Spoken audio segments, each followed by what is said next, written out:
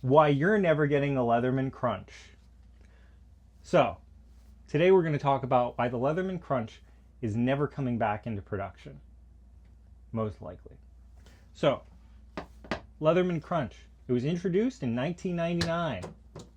Got one right here, going with a pocket clip, because in case you didn't know, the side clip fits right on the Leatherman Crunch. It's great. Now, it was retired in 2023. Now, in those years, it went up by $40 approximately. The introductory price was $80. When it was retired, it retired at $120. Now, inflation, just inflation, this is the government inflation number. We're not going to get into that. It would be $160.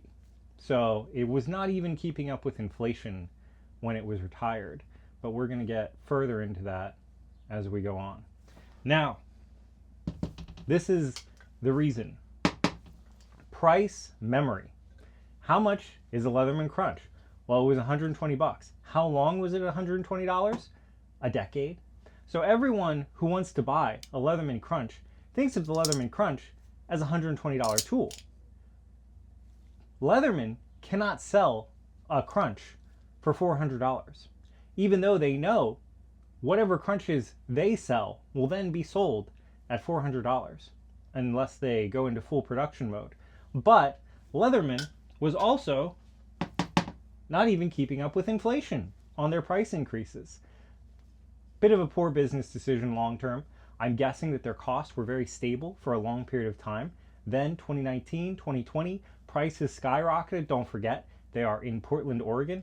Portland, Oregon is one of the most expensive places in the United States. So not only do you have probably a parabolic movement going on because steel prices, I'm sure that steel prices during the pandemic were not the same as they have been.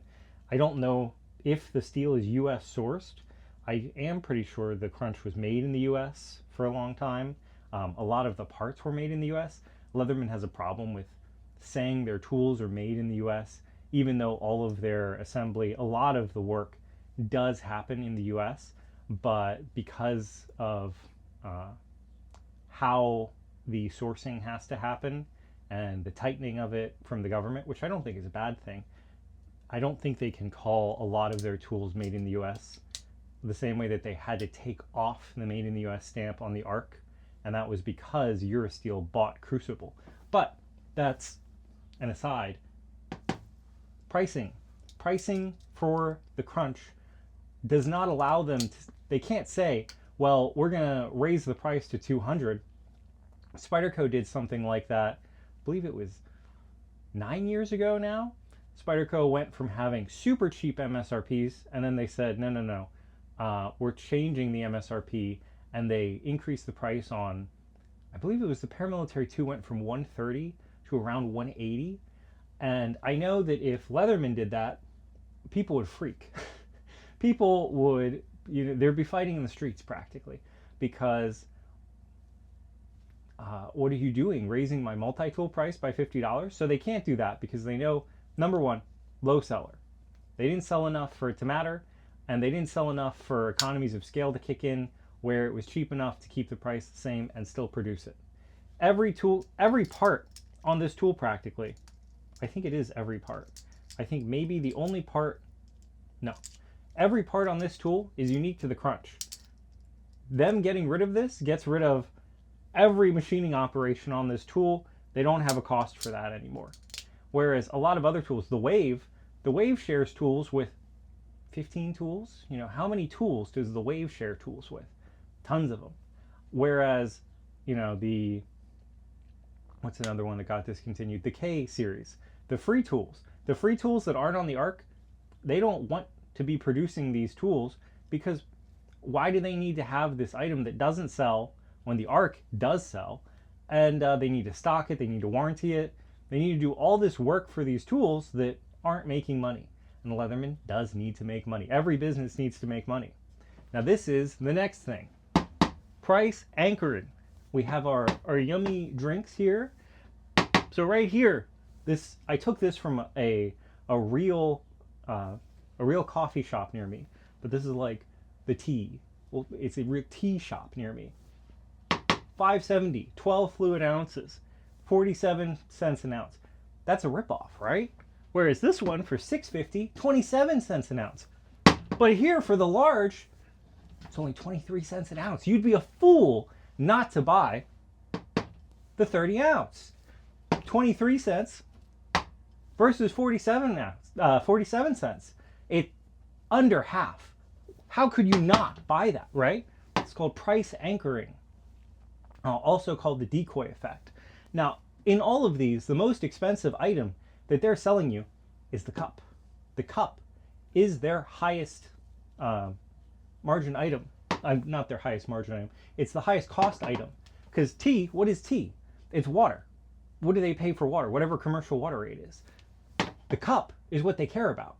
So no matter which item they sell here, them selling it at $5.70, they're making far less than you getting more. So they would vastly prefer you get this one. So they're going to price the small one to be obscenely expensive in comparison because, literally it's double the price.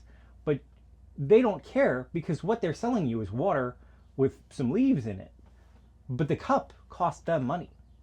So they're always going to try to push you to buy the item that they make the most money on. Now let's think about this with Leatherman.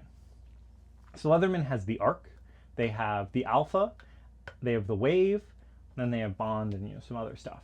So the Arc is their best tool. That's probably their highest cost tool. MagnaCut is expensive. It goes through abrasives more. There's a lot that goes into it. Whereas then we go to the Alpha. The Alpha is $200. It's $50 cheaper. Now you still have a MagnaCut blade, but you're saving $50. You get almost all the functionality. Why not just buy the Alpha instead of the Arc? Because the Arc, I think the Arc is their best-selling tool right now, but I do think the Arc probably cost them a little more. That is my personal thoughts. And I think they are, through same thing here, price anchoring, trying to get you to go with the Wave Alpha. Now, the Crunch, where did the Crunch fit in here? Well, the Crunch was like all the way up here because this was $120, and you're getting this completely unique tool with all these features, with all this stuff. So having the Crunch around at this crazy price, where they can't make money on it, they have to warranty it, they have to do all this stuff, and what do they get for it? Well, they get people saying, oh, it's not in stock, oh, all this other stuff. Then people abuse them, they use them for things that they're really not meant to do, because people will treat this like it's an actual vice grips when it's more of a pin vise than a vice grips. It is a combination tool. It's not a dedicated implement and shouldn't be treated as such. It is nice, but it's not as strong. So this is why we're not going to get the Leatherman Crunch back. It's not because Leatherman doesn't like this design. It's not because people won't buy it. It's because Leatherman looked at the options. We can have all this factory space, all this manpower dedicated to one item, or we can get rid of all that, not have to, continually support this. Because if you send a Crunch in right now, they will repair it. However, in the future, once they run out of parts, they're just going to send you whatever tool they want. I would guess a Wave. I don't know what the current plan is. Wave, Bond. They give you a couple options. They usually base it on what the tier the tool was. I don't know how the Charge series is going to work in the future. I'm guessing that the Charge will get you like a Wave Alpha. Because I don't think they're going to send you a Wave. Because I feel like that would be a scam. If you send in an Arc, they're not going to send you a Wave Alpha. They'll send you an Arc. You get what I'm saying? But yeah, so it's not a question of does Leatherman like the tool. It's a question of Leatherman cannot sell this for the amount of money they would need to keep it up and running. They'd probably need $200 to $250.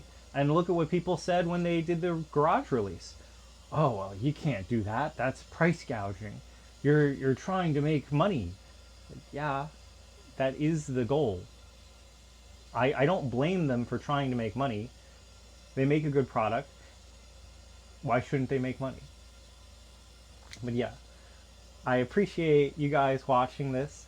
So this is my bit of a ramble on why we're never getting the Crunch back and why the Crunch was discontinued in the first place.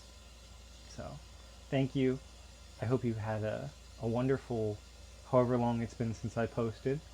And the next video will be why I think Leatherman still makes the best multi-tool, even though I'm holding a Gerber. And I'm going to explain my rationale. So stay tuned for that. It will come eventually, I promise. Not really, but it should come out. And tell me what you think of the whiteboard. I love whiteboards. I am a big whiteboard fan. I'm a whiteboard enjoyer. Whenever I see someone whip out a whiteboard in a YouTube video, I'm like, okay, it's gonna be good. And when there's string on the whiteboard, it's the best. It's the best. That is the absolute best. When there's string, when I see the people who have the magnets. Oh. Okay.